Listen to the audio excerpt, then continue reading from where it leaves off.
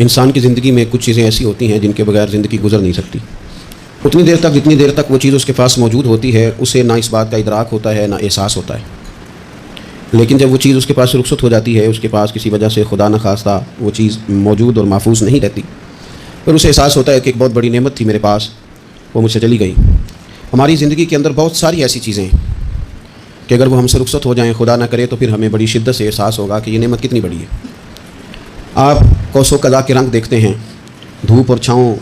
میں لوگوں کے چہروں کو ملاحظہ کرتے ہیں، آپ اپنے بچوں کو محبت کی نظر سے دیکھ کر دل کو ٹھنڈا کرتے ہیں، آپ اپنے ماں باپ کو محبت کی نظر سے دیکھ کر کامل حج کا ثواب حاصل کرتے ہیں، قرآن مجید کی زیارت کر کے آپ اپنے دل میں بہت سارا سرور محسوس کرتے ہیں، لیکن یہ ساری نعمتیں اتنی دیر تک آپ کے پاس ہیں جب تک آپ کے پاس آنکھ کی نعمت موجود ہے۔ اگر یہ رخصت ہو جاتی ہے نا، اگرچہ اتنی ساری نعمتوں میں یہ ایک نعمت ہے، لیکن آپ آنکھ نہیں ہے تو آپ کو تو اپنوں کا احساس بھی نہیں، آپ تو اپنوں کے چہرے بھی دیکھ نہیں پائے۔ کوئی بھی نعمت جو آپ کے پاس ہے، آپ کبھی محسوس کریں کہ اگر اس نعمت کا وجود ہمارے پاس نہ ہوتا تو ہماری کیفیت کیا ہوتی۔ یہ سانس ہے، ہم دو دفعہ سانس کا استعمال کرتے ہیں، ایک دفعہ اندر جاتی ہے اور ایک دفعہ باہر آتی ہے۔ اگر اندر نہ جائے تو بھی مسئلہ ہے، چلی گئی ہے لوٹ کر باہر نہ آئے تو بھی بہت بڑی مشکل ہے۔ تو اس کا اندر اور باہر جانا یہ زندگی کا احساس ہے۔ اگر کبھی سانس اکھڑنے لگے اور آپ کے سینے میں آپ کی سانس اٹکنے لگے تو ایک بہت بڑی تشویش ہے، ایک بہت بڑی آکسیجن ہے، پوری طرح سے انسان کو قید کر دیا جاتا ہے، اور وہ کہتا ہے کہ میرا تو سارا وجود سلامت ہے، ہاتھ کام کر رہے ہیں، پیر کام کر رہے ہیں، آنکھیں کام کر رہی ہیں، زبان کام کر رہی ہے، سب کچھ ٹھیک ہے، صرف سانس اکھڑ گئی ہے تو انسان محسوس کرتا ہے کہ یہ ساری چیزیں سلامت ہونے کے باوجود میرے کسی کام کی نہیں۔ آپ کے پاس جتنی بھی نعمتیں ہیں ان کو اگر آپ شمار کریں تو کبھی آپ کہیں گے کہ ساری نعمتوں میں آنکھ زیادہ ضروری ہے، کبھی کہیں گے کان زیادہ ضروری ہے، کبھی کہیں گے زبان زیادہ ضروری ہے، کبھی کہیں گے دل زیادہ ضروری ہے، کبھی کہیں گے روح زیادہ ضروری ہے، لیکن میں آپ سے عرض کروں ان ساری چیزوں کے بغیر گزارا ہو سکتا ہے، رسول کائنات کی غلامی کے بغیر گزارا نہیں ہوتا۔ کیوں؟ اس لیے کہ اگر حضور کی شفقت نہ ہو، نبی پاک علیہ السلام کی رحمت نہ ہو، وہ ابن القیم نے ایک جگہ پہ کہا تھا کہ یہ حضور نے ہمیں انسان بنایا ہے، یہ نبی پاک علیہ السلام نے انسانیت کے اسباق پڑھائے ہیں، اخلاقی رویے کیا ہوتے ہیں حضور نے بتلائے ہیں، اگر حضور کا کرم نہ ہوتا تو انسان ایک دوسرے کو کاٹ کے کھاتا۔ یہ حضور نے بتلایا ہے کہ تم نے کس طرح زندگی کو گزارنا ہے۔ محبوب کریم علیہ السلام کا وجود نور ایک ایسی چیز ہے کہ اگر وہ کائنات سے معاذ اللہ سائڈ پہ کر دیا جائے تو اس کائنات کا قائم رہنا کسی صورت بھی ممکن ہے ہی نہیں۔ اسی لیے تو اقبال نے کہا تھا کہ ہو نہ یہ پھول تو بلبل کا ترنم بھی نہ ہو، چمن دہر میں کلیوں کا تبسم بھی نہ ہو نہ یہ ساقی تو پھر میں بھی نہ ہو، خم بھی نہ ہو، اور بزم توحید بھی دنیا میں نہ ہو، تم بھی نہ ہو۔ وہ بڑی بات کہہ گئے ہیں، میں نے بھی اس کو کوئی نہیں کھولنا، کہتے ہیں بزم توحید بھی دنیا میں نہ ہو، تم بھی نہ ہو، خیمہ افلاق کا استادہ اسی نام سے ہے، اور نبض ہستی تپش آمادہ اسی نام سے ہے۔ تو اقبال پھر ہمیں کرنا کیا ہے؟ کہنے لگے کرنا آپ کو یہ ہے کہ قوت عشق سے ہر پست کو بالا کر دے اور دہر میں اسم محمد سے اجالا کر دے۔ یہ کرنے کا کام ہے، اس رستے پہ آپ چل پڑیں۔ میرے بھائی، پہلی امتوں کے آپ تذکرے پڑھ لیں، کتابوں میں موجود ہیں، سورہ آراف کو دیکھ لیں، اس میں بہت ساری چیزوں کا تذکرہ کر دیا گیا ہے، اور بھی قرآن مجید کی بے شمار صورتیں ہیں، آپ ان کو دیکھ لیں، اس پر غور کر لیں۔ جب قومیں نہیں مانتی تھیں، انکار کرتی تھیں، تو اللہ تبارک و تعالیٰ انہیں تباہ کر دیتا تھا۔ بات نہیں مانی، ختم ہو گئی۔ ایک مقصد ہے نا جس کے لیے کسی چیز کو بنایا گیا، تو مقصد تخلیق انسانیت کیا ہے کہ وما خلقت الجن والانس الا لیعبدون، جنوں اور انسانوں کو اللہ نے اپنی عبادت کے لیے پیدا کیا، اور ان کو جب عبادت کی دعوت دی گئی، جب انہیں پیغام دیا گیا اللہ تعالیٰ کی توحید کا، انہوں نے نہیں مانا، تو جس مقصد کے لیے بنایا تھا جب اس طرف ہی نہیں آئے۔ یہ پنکھا لگایا جاتا نا ہوا کے لیے، تو اگر پنکھا ہوا نہ دے تو اس کا کوئی چھت پہ کام ہے، اس کو اتار کے تو آپ سکریب والے کے پاس بھیج دیں گے، بھی ختم ہو گئی بات۔ تو مقصد جو تھا نا اللہ کی عبادت تھی، تو جب قومیں اللہ کی عبادت کی طرف نہیں آئی تو اللہ نے انہیں تباہ کر دیا اور صفحہ ہستی سے مٹا دیا۔ اللہ تعالیٰ کے پیارے محبوب علیہ السلام نے کفار مکہ کو، قریش کو، عالم عرب کو، عالم انسانیت کو دعوت دی، وداعیا الی اللہ باذنہ وسراجا منیرا۔ اس منصب پر فائز ہو کر حضور نے دعوت دی۔ جب انہوں نے دعوت کا انکار کیا، حضور نے انہیں عذاب سے ڈرایا، اللہ کے عذاب سے، چونکہ حضور نذیر ہیں۔ انہوں نے یہ کہا کہ اگر آپ کہتے ہیں نا کہ ہم پر عذاب آئے گا تو پھر آپ وہ عذاب لے آئیں، ہم پہ آئے۔ جب کوئی آدمی منہ سے تباہی مانگے، جب کوئی شخص اپنے منہ سے یہ کہے کہ کر لیں جو ہوتا ہے معاذ اللہ، تو اگر تو سامنے والا کمزور ہو تو شاید وہ کچھ نہ کر سکے، لیکن یاد رکھنا کئی دفعہ کمزور ہوتا ہے تو کچھ نہیں کرتا، تو کئی دفعہ مہربان بڑا ہوتا ہے، رحمان اور رحیم کئی دفعہ کرم نوازی کرتا ہے۔ جب انہوں نے کہا نا کہ لائیں وہ عذاب ہے محبوب جس کا آپ وعدہ کرتے ہیں، تو اللہ نے کیا فرمایا؟ فرمایا وما کان اللہ لیعذبہم وانت فیہم۔ محبوب رب کی یہ شان ہی نہیں کہ انہیں عذاب دے، کیوں؟ اس لیے کہ آپ ان کے درمیان موجود ہیں۔ اے محبوب علیہ السلام، اللہ کی یہ شان نہیں کہ انہیں عذاب دے اس حال میں کہ آپ ان کے درمیان موجود ہیں۔ آپ میری بات کو سمجھیں گے، غور کریں گے کہ کافروں کے درمیان اگر حضور موجود ہوں تو عذاب نہیں آتا، تو قیامت میں جب حضور مومنوں کے بیچ موجود ہوں گے، مجھے کہہ لینے دو نا کہ اساں جے ہاں گناہیاں دا جدوں اعمال نامہ پرول ہوئے، پھر ذرے ذرے نے سامنے آ جانے، جو جو منہ تھی بولیا بول ہوئے، اساں بھی کول حضور دے بیٹھ رہنے، لکھ عمل ترکڑی تول ہوئے، او دے کولوں بھی رب نے حساب لینا ہے جڑا بیٹھا ہی محمد دے کول ہو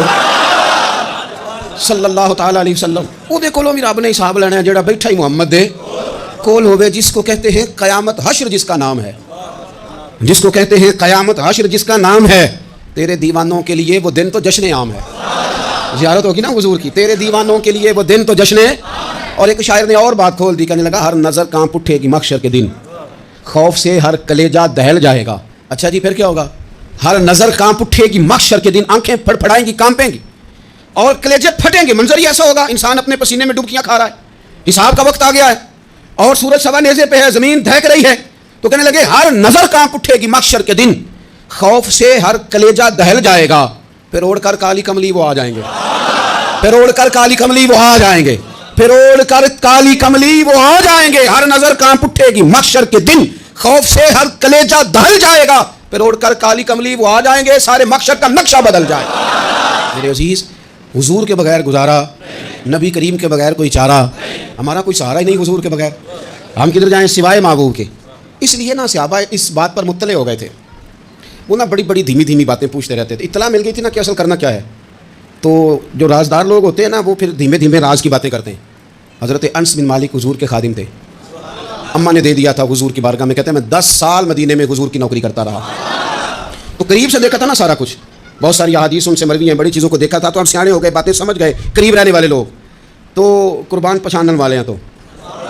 گل جان گئے گل کھول دے نہیں، تو قریب پہنچ گئے تھے نا، تو سمجھ آ گئی تھی بات کی۔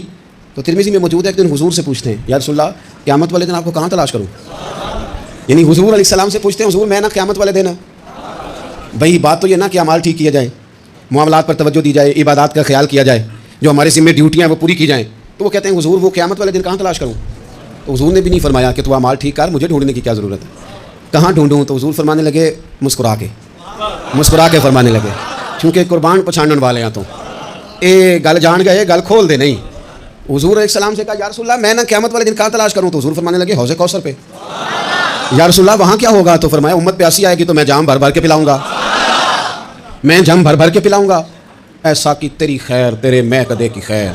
ایسی پلا کہ جس کا نشہ عمر بھر رہے۔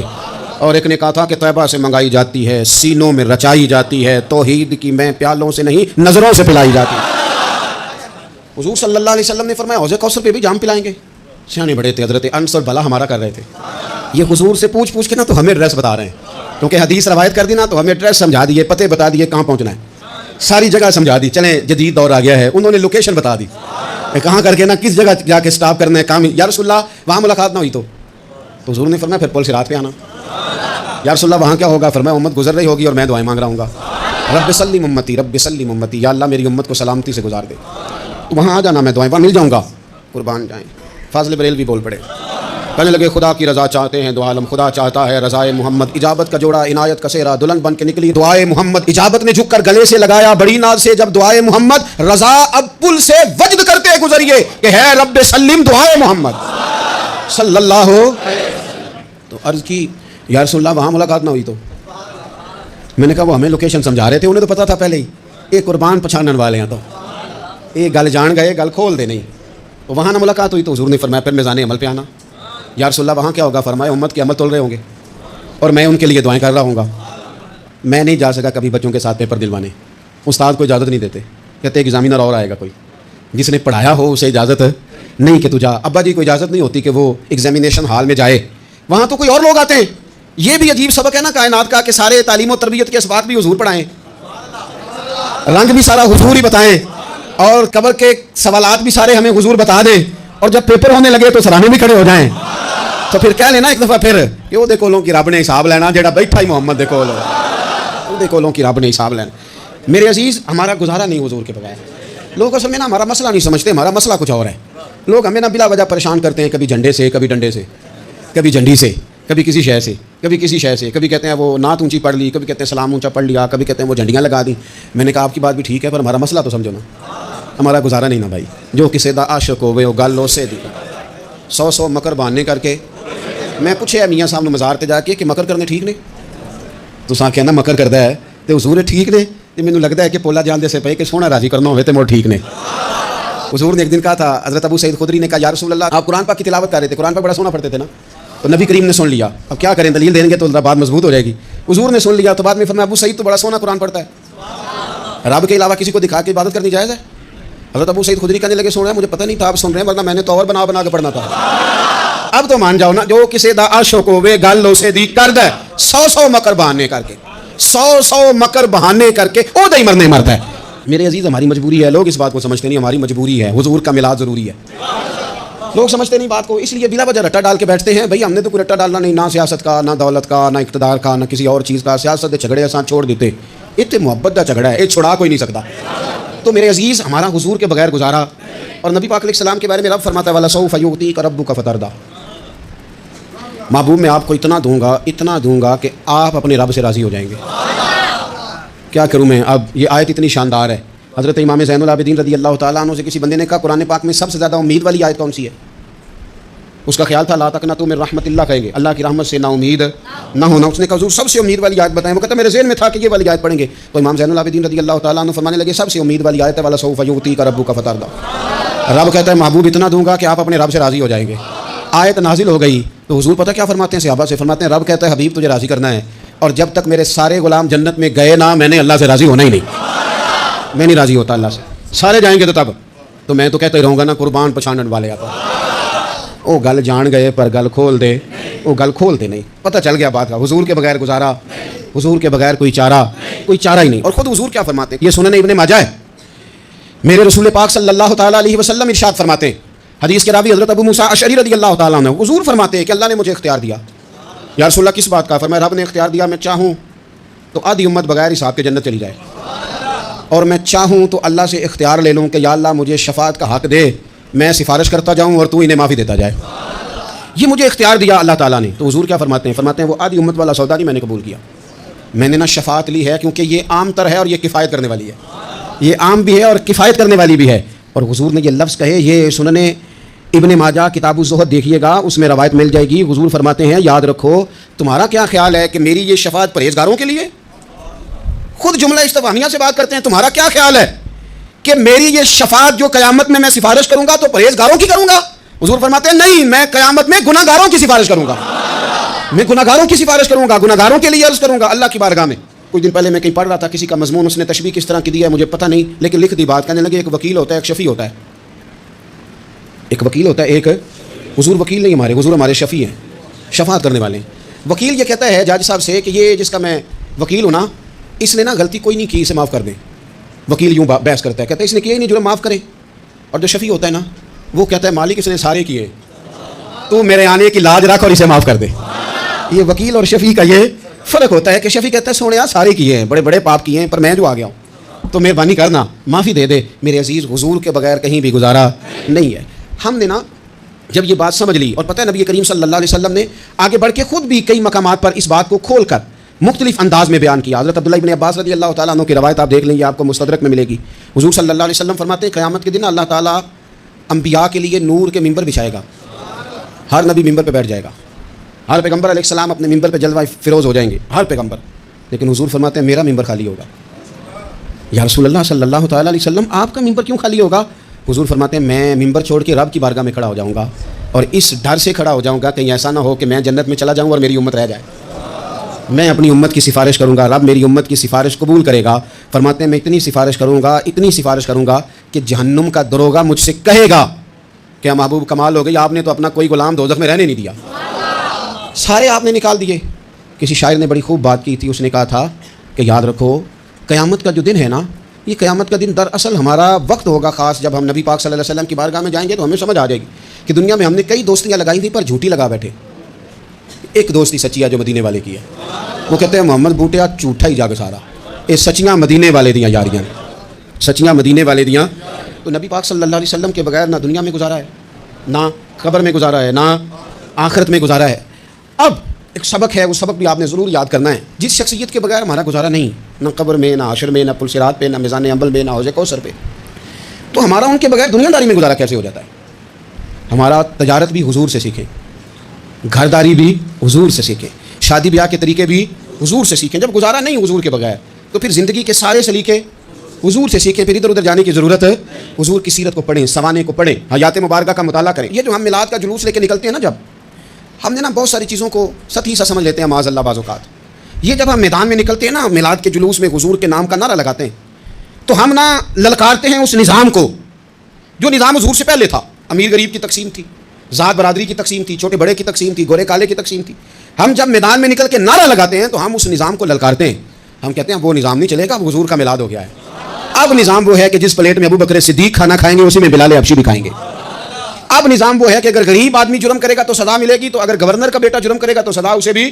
ملے گی۔ اب حضور کا نظام آ گیا، ہم اس نظام کی طرف بڑھتے ہیں، اپنے آپ کو حضور کے قدموں کی طرف مائل کریں۔ میلاد صرف 1 سے 12 ربیع الاول تک نہیں، میلاد سارا سال ہے، ذکر میلاد سارا سال ہے، میلاد کی محفل سارا، اور میلاد صرف مسجد میں نہیں، گھر میں بھی ذکر میلاد، دکان میں بھی ذکر میلاد۔ ذکر میلاد سے مراد حضور کی تعریفیں، نبی پاک کی شانیں، حضور کی باتیں، آ میرے دل آمینہ کے لال کی باتیں کریں، چہرہ والشمس کے اجلال کی باتیں کریں، اپنی طبیعتیں حضور کے ساتھ لگائیں، اپنے آپ کو حضور کے قدموں سے وابستہ کریں اور عشق کریں نبی پاک سے۔